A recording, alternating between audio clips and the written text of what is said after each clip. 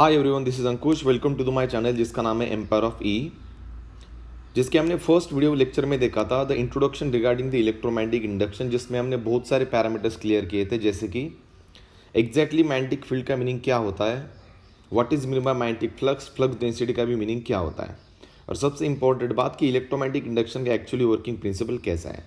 मैं one second उस beat को रिवाइज करना चाहता हूँ। इन 2013 एज वेल एज 2014 जो स्टेट बोर्ड का जो पेपर होता है उसमें फाइनल एग्जाम में एक क्वेश्चन पूछा गया था for 2 masculine, question number 3, that is defined electromagnetic induction in brief. उसकी डेफिनेशन में वन सेकेंड यहाँ पे क्लियर करता हूँ। जब भी कोई कॉपर या एल्यूमिनियम का कंडक्टर या कॉपर या एल्यूमिनियम की कॉइल किसी चेंजिंग मैग्नेटिक फील्ड को लिंक करता है तो वहाँ पे एक ईएमएफ इंड्यूस होता है। आप इसी प्रोसेस को इलेक्ट्रोमैग्नेटिक इंडक्शन कह सकते हो। या जब भी कोई करंट कैरिंग कंडक्टर या करंट कैरिंग कॉइल किसी चेंजिंग मैग्नेटिक फील्ड को लिंक करता है तो वहाँ पे एक मैकेनिकल फोर्स एक्ट होता है। इस फिनोमिनन को भी आप इलेक्ट्रोमैग्नेटिक इंडक्शन कह सकते हो। तो मेरे हिसाब से जो है इलेक्ट्रोमैग्नेटिक इंडक्शन का जो प्रिंसिपल है ना, वो आप दो अलग अलग चीज़ों के लिए लिख सकते हो। The first called as an electric motor and second called as an electric generator. अगर मैं मोटर की बात करता हूँ तो सबसे लास्ट में एक फोर्स नाम का वर्ड आएगा। अगर मैं जनरेटर की बात करता हूँ तो सबसे लास्ट में एक मैकेनिकल फोर्स या इलेक्ट्रोमोटिव फोर्स का वर्ड आएगा। ठीक है। अगर मैं दोनों के फिनोमिनन को यहाँ पे कंसिडर करता हूँ तो इस टोटल फिनोमिनन को इलेक्ट्रोमैग्नेटिक इंडक्शन लिखा जाता है। ओके। जैसे कि magnetic effect of electric current में एक लॉ का बहुत जगह पे यूज था जिसे हम एम्पियर सर्कुलर लॉ कहते हैं। सिमिलरली इलेक्ट्रोमैग्नेटिक इंडक्शन में एक लॉ का मैक्सिमम टाइम यूज किया गया है जिसे हम फैराडेज लॉ कहते हैं। फैराडेज लॉ को एक्सप्लेन करने से पहले मैं यहाँ पे कुछ चीज़ें क्लियर करना चाहता हूँ। सो मैंने यहाँ पे नोट में मेंशन किया है। जैसे कि जस्ट इमेजिन कीजिए हमने अभी तक डिफरेंट 4 लॉज के बारे में पढ़ा था। The first called as an Oersted, second called as an Ampere's, that is Ampere circular law, third called as an Faraday's first law, fourth called as an Faraday's second law, and one more मैं यहाँ पे लेता हूँ, this is Lenz law. Maximum बच्चों को अभी भी confusion होता है कि इन 5 अलग अलग लॉज का यहाँ पे प्रिंसिपल क्या है। अगर मैं इनको डिसेंडिंग ऑर्डर में प्लेस करने की कोशिश करता हूँ तो उसे कैसे प्लेस किया जाए। तो सिंपल सी बात है, अगर हमें किसने बताया कि किसी भी अगर बॉडी में इलेक्ट्रिक करंट पास होता है तो उस बॉडी के अराउंड में जो भी इमेजिनरी लाइंस बनते हैं उसे मैग्नेटिक फील्ड कहा जाता है। दैट मीन्स ये जो मैग्नेटिक फील्ड नाम का जो इन्वेंशन का जो फंडा है तो एक एक्सपेरिमेंट में परफॉर्म किया था जिसे ओरेस्टेड एक्सपेरिमेंट कहा जाता है। ओरेस्टेड ने हमें क्या बताया, अगर मैं किसी भी कॉपर या एल्यूमिनियम कंडक्टर से इलेक्ट्रिक करंट पास करता हूं तो उसके साइड में जो भी एक इमेजिनरी सरफेस बनता है उसे बी बार कहा जाता है। दैट मीन्स बी बार वहाँ पे जो प्रोड्यूस होगा उसे ओरेस्टेड एक्सपेरिमेंट कह सकते हैं। उसके बाद में जो रोल आता है उसे एम्पियर्स लॉ कहा जाता है। एम्पियर्स लॉ में क्या कहता है, whatever the magnitude of current passing through the conductor is directly proportional to the production of magnetic field induction. That means अगर आप जितना भी करंट बढ़ाते हो उतना मैग्नेटिक फील्ड का रीजन बढ़ेगा, जितना आप करंट कम करोगे उतना मैग्नेटिक फील्ड का रीजन कम होगा। जब भी मैं इलेक्ट्रिक करंट और मैग्नेटिक फील्ड में कुछ रिलेशन लिखने की कोशिश करता हूं तो उसे एम्पियर सर्कुलर लॉ या एम्पियर सर्कुलर लॉ कहा जाता है। उसके बाद में अगर ट्रांसफार्मर या मोटर या जनरेटर का प्रिंसिपल अगर हमें किसने बताया है तो उसे फैराडेज कहा जाता है। बेसिकली इलेक्ट्रोमैग्नेटिक इंडक्शन में फैराडेज के 2 अलग अलग प्रिंसिपल्स हैं। मैंने यहाँ पे मेंशन किया है, this is our first principle and this is our second principle. अब फर्स्ट प्रिंसिपल देखा जाए तो यहाँ पे भी बच्चों को कन्फ्यूजन होता है कि यार ईएमएफ वाला कौन सा फैराडे लॉ है और मैकेनिकल फोर्स वाला कौन सा लॉ है। तो यहाँ पे मैं एक चीज़ क्लियर करना चाहता हूँ, ये जो फैराडेज लॉ है वो अलग अलग मशीन्स के लिए है। स्टैटिक मशीन के लिए अलग बनेगा, डायनेमिक मशीन्स के लिए अलग बनेगा। तो अभी जो मैं बात कर रहा हूँ वो सिर्फ स्टैटिक मशीन के लिए होगा। आप सबको पता है स्टैटिक मशीन का हमारे पास एक स्ट्रॉन्गेस्ट एग्जाम्पल है जिसे हम ट्रांसफार्मर कह सकते हैं, जिसका यूज है वोल्टेज को इंक्रीज करना या वोल्टेज को डिक्रीज करना। अगर मैं फैराडेज के फर्स्ट लॉ की बात करता हूँ तो फैराडेज फर्स्ट लॉ में क्या बताता है, अगर कोई भी एक कंडक्टर किसी मैग्नेटिक फील्ड को लिंक करता है या चेंजिंग मैग्नेटिक फील्ड को लिंक करता है तो वहाँ पे एक ईएमएफ प्रोड्यूस होता है। EMF is nothing but electromotive force, जिसको इलेक्ट्रिकल क्वांटिटी से कंपेयर किया जाता है। वंस अगेन मैं रिपीट करता हूँ, अगर कोई कॉपर या एल्यूमिनियम का कंडक्टर मैग्नेटिक फील्ड को लिंक करता है तो वहाँ पे एक ईएमएफ प्रोड्यूस हो रहा है। अब बच्चों को ये नहीं पता कि फैराडेज सेकंड लॉ के यहाँ पे यूजफुल मीनिंग क्या है। सिंपल सी बात है, फैराडे के फर्स्ट लॉ ने हमें क्या बताया कि वहाँ पे ईएमएफ प्रोड्यूस हो रहा है। पर वो ईएमएफ कितना प्रोड्यूस हो रहा है वह, या वो ईएमएफ किस किस चीज़ों पे डिपेंड है, इसलिए फैराडे का सेकंड लॉ सामने आता है। सेकंड लॉ हमें क्या बताता है, whatever the EMF induced by the Faraday's first law is directly proportional to the rate of change of flux. Okay, that means यहाँ से एक चीज़ पता चलती है कि आपका जो भी ईएमएफ वहाँ पे प्रोड्यूस होगा वो फ्लक्स लिंकिंग पे डिपेंड करेगा कि उसका मैग्नीट्यूड वहाँ पे कितना बढ़ेगा। और सबसे लास्ट में जो रोल आता है वो होता है लेंज लॉ का। अब लेंज लॉ का यहाँ पे फंक्शन तो मैं नहीं बताऊंगा, जब लेंज लॉ एक्चुअली स्टार्ट होगा तब आप आराम से उसको ईजिली पढ़ सकते हो। ओके, तो मेरे हिसाब से अगर मैं डिसेंडिंग ऑर्डर में इनको लेने की कोशिश करता हूँ तो आपको यहाँ पे एक ऑर्डर याद रखना है। इलेक्ट्रोमैग्नेटिक इंडक्शन में सबसे जो पहला रोल आएगा वो है Oersted, then the Ampere circuital law, then the Faraday's first law, then Faraday's second law, और जो सबसे लास्ट में रोल आता है तो उसे लेंज प्रिंसिपल या लेंज लॉ भी कहा जाता है। Fine, now we concentrate the Faraday's first law of electromagnetic induction. Okay, सबसे पहले तो यहाँ मैं एक चीज़ क्लियर करना चाहता हूँ कि फैराडे फर्स्ट लॉ में क्या आउटपुट में देने की कोशिश करेगा। तो आपको यहाँ पे एक चीज़ याद रखना है, अगर मुझे सबसे लास्ट में electromotive force that means electrical energy मिलती है तो उसे मैं फैराडेज फर्स्ट लॉ कह सकता हूँ। अगर मुझे फैराडेज फर्स्ट लॉ को अलग अलग तरीके से स्टेटमेंट में कन्वर्ट करना है तो मुझे जो मेन कंपोनेंट्स लगने वाले हैं उसको मैं यहाँ पे कॉपी करता हूँ। बेसिकली फैराडेज फर्स्ट लॉ में जो भी ईएमएफ बनेगा, ईएमएफ प्रोड्यूस करने के लिए आपको दो कंपोनेंट की सबसे ज़्यादा ज़रूरत गिरेगी। The first called as aluminium और कॉपर कंडक्टर, जिसको मैं कॉइल भी कह सकता हूँ, और सेकंड जो मोस्ट इंपॉर्टेंट चीज़ है जिससे मैं कहता हूँ यहाँ पे मैग्नेटिक फील्ड। ठीक है, नाउ सी, जिसके आप यहाँ पे देख सकते हो मेरे पास एक कॉइल है which is made by the copper और एल्यूमिनियम। मैंने क्या किया, उस कॉइल में से दो टर्मिनल्स बाहर निकले और वो दो टर्मिनल्स मैंने गैल्वेनोमीटर के अक्रॉस कनेक्ट किए। गैल्वेनोमीटर का फंक्शन आप सबको पता ही है, वो स्मॉलेस्ट से स्मॉलेस्ट करंट वहाँ पे इजीली डिटेक्ट कर सकता है। उसी से मुझे पता चलेगा कि whether EMF should be produced और नॉट प्रोड्यूस्ड। और उसके अलोंग इंक्लिनेशन में या उसके अलोंग पैरेलल अलाइनमेंट में मैंने यहाँ पे एक परमानेंट मैग्नेट प्लेस किया है जिसके दो अलग अलग पोल्स है, capital N pole and capital S pole. We know that the permanent magnet which produces some amount of magnetic field, वो मैग्नेटिक फील्ड हर बार कॉपर या एल्यूमिनियम कॉइल को यहाँ पे लिंक करती है। अगर बेसिकली फंडा देखा जाए, अगर मैं इसके स्टेटमेंट की तरफ देखता हूँ तो स्टेटमेंट उसकी कैसे बनेगी वो देखिए।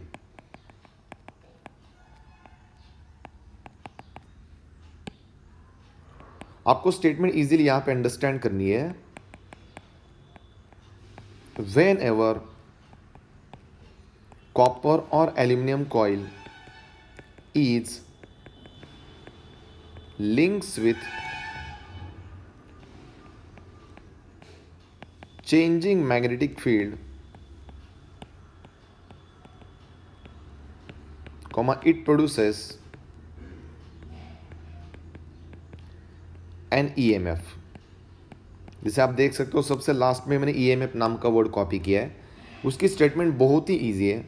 जब भी कोई कॉपर या एल्यूमिनियम की कॉइल किसी भी चेंजिंग मैग्नेटिक फील्ड को लिंक करती है तो सबसे आउटपुट में मुझे EMF मिलेगा।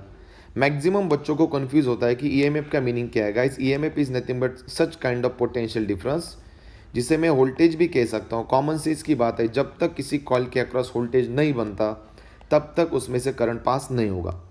तो मैक्सिमम टाइम क्या होता है कि समटाइम्स हमें कन्फ्यूजन होता है कि मैग्नेटिक फील्ड और चेंजिंग मैग्नेटिक फील्ड में डिफरेंस क्या है, उसको मैं यहाँ पे क्लियर करता हूँ। जिसके मैंने आपको कहा था, कभी भी अगर कॉपर या एल्यूमिनियम कॉइल मैग्नेटिक फील्ड को लिंक करती है तो वहाँ पे ईएमएफ बनेगा। पर यहाँ पे मैंने एक वर्ड यूज़ किया है जिसे चेंजिंग मैग्नेटिक फील्ड कह सकते हैं। तो आप यहाँ पे देख सकते हो जो परमानेंट मैग्नेट हमने यहाँ पे प्लेस किया ना, उसमें कुछ ना कुछ मूवमेंट यहाँ पे प्रेजेंट है। दैट मीन्स मैं पहले क्या कर रहा हूँ, परमानेंट मैग्नेट को इन कॉइल के बीच में लेके जा रहा हूँ, उसके बाद मैं इसको बाहर लेके आ रहा हूँ। उसके वजह से क्या होगा, जो मैग्नेटिक फील्ड पहले स्टेशनरी फॉर्म में थी अब वो क्या हो गया, some amount of linear displacement वहाँ पे प्रोड्यूस करेगी और वो एक यहाँ पे चेंजिंग मैग्नेटिक फील्ड नाम के वर्ड से प्रोनाउंसिएट होगी। दैट मीन्स जब भी मैं इस मैग्नेट की मूवमेंट करता हूँ अंदर या बाहर, तो वहाँ पे क्या होता है, ये कॉइल उस चेंजिंग मैग्नेटिक फील्ड को लिंक करती है और कॉइल के अक्रॉस एक न्यू पैरामीटर जनरेट होता है, उसे इलेक्ट्रोमोटिव फोर्स कहा जाता है। जब तक यहाँ पे ईएमएफ नहीं बनेगा तब तक उसमें से करंट पास नहीं होगा। जब some amount of current produce होकर गैल्वेनोमीटर में पास होता है, then the galvanometer will be produces some amount of deflection towards the right side, जिसे हम पॉजिटिव डिफ्लेक्शन कह सकते हैं।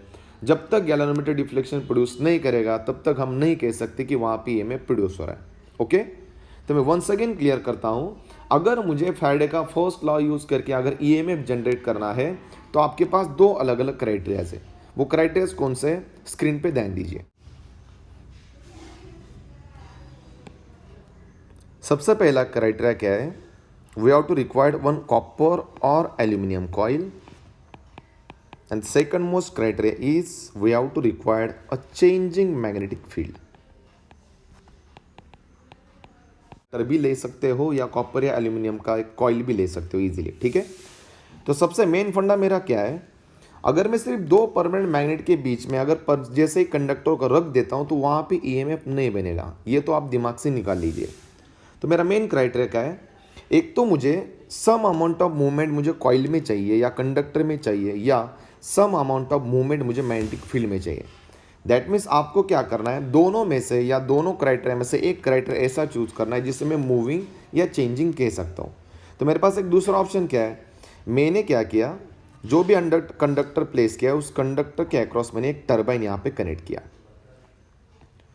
जो टरबाइन क्या कर रहा है, यहाँ पे क्लॉकवाइज डायरेक्शन में रोटेट हो रहा है। तो आप यहाँ पे देख सकते हो, अगर ये कॉपर या एल्यूमिनियम का कंडक्टर यहाँ पे क्लॉकवाइज डायरेक्शन में मूवमेंट प्रोड्यूस करता है तो हर बार क्या करेगा, वो some amount of magnetic field को लिंक करेगा। अब ये मैग्नेटिक फील्ड को किस एंगल से लिंक करेगा, उसके डिफरेंट 5 एंगल्स हैं। सबसे जो इनिशियल एंगल होगा 0 degree, then 90 degree, then 180 degree, then 270 degree and the last one is 360 degree. जब उसको वो अलग अलग तरीके से लिंक करता है तो वहाँ पे उसके अक्रॉस जो भी एक पैरामीटर बनता है उसे इलेक्ट्रोमोटिव फोर्स कहा जाता है। इससे एक चीज़ क्या पता चलती है, आपको दोनों क्राइटेरिया में से एक क्राइटेरिया को मूविंग या चेंजिंग फॉर्म में रखना है। अगर आप दोनों को भी स्टेशनरी रखते हो तो वहाँ पे ईएमएफ नहीं बनेगा। ओके, तो फैराडे फर्स्ट लॉ में क्या बताता है, जब भी कोई कॉपर या एल्यूमिनियम का कंडक्टर या कॉपर या एल्यूमिनियम की कॉइल किसी भी मैग्नेटिक फील्ड को या चेंजिंग मैग्नेटिक फील्ड को लिंक करती है तो वहां पे एक इलेक्ट्रिकल पैरामीटर जनरेट होता है, उसे कहा जाता है electromotive force. Okay, so that's why it is called as Faraday's first law. Now we move toward the Faraday's second law. Faraday's second law भी बहुत ही ईजी है, जिसके हमने फर्स्ट लॉ में पढ़ा था कि मुझे आउटपुट में जो भी इलेक्ट्रिकल पैरामीटर मिलने वाला है उससे मैं इलेक्ट्रोमोटिव फोर्स कहूँगा। पर वो इलेक्ट्रोमोटिव फोर्स किस किस चीज़ों पे डिपेंड करेगा, या उसका फार्मूला क्या बनेगा, एक्सप्रेशन क्या बनेगा, उसका मैग्नीट्यूड क्या बनेगा, इसके लिए एक लॉ जनरेट हुआ गया जिसे फैराडेज सेकंड लॉ किया जाता है। ओके, तो सेकंड लॉ की स्टेटमेंट क्या बनेगी वो देखिए, यहां पे मैं उसको मेंशन करता हूं, what ever the EMF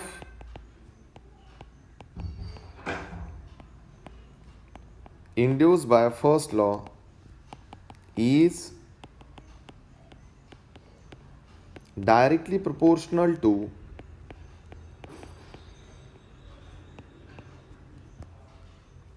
rate of change of flux। इस वर्ड को आपको सबसे ज़्यादा प्रायोरिटी देनी है यहाँ पे।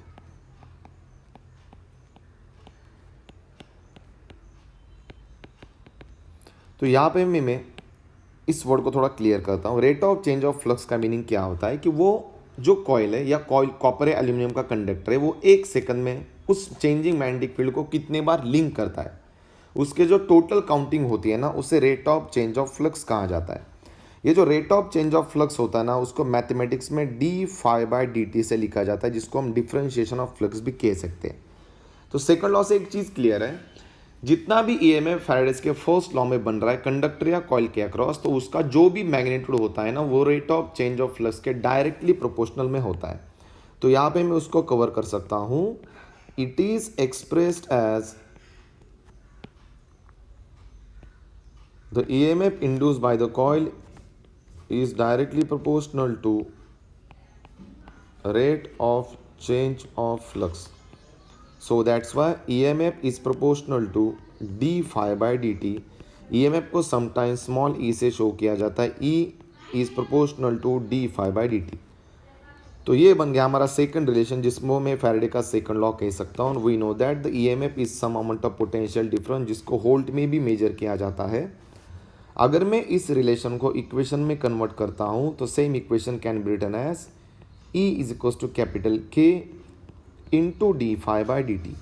K is nothing but the proportionality constant, but some reference book में या एनसीईआरटी की बुक में कैपिटल K के जगह पे एक अनदर पैरामीटर लिया गया है. E is nothing but K के जगह पे मैं यहाँ पे रिप्लेस करता हूँ capital N into d phi by d t. तो आपको ये सेकंड फार्मूला यहाँ पे रिमेम्बराइज करना है. Whatever the EMF induced by the coil is directly proportional to multiplication of N and rate of change of flux. We know that the flux is always measured in Weber, time is measured in second. तो आप इसका unit hold भी लिख सकते हो या weber पर second भी लिख सकते हो.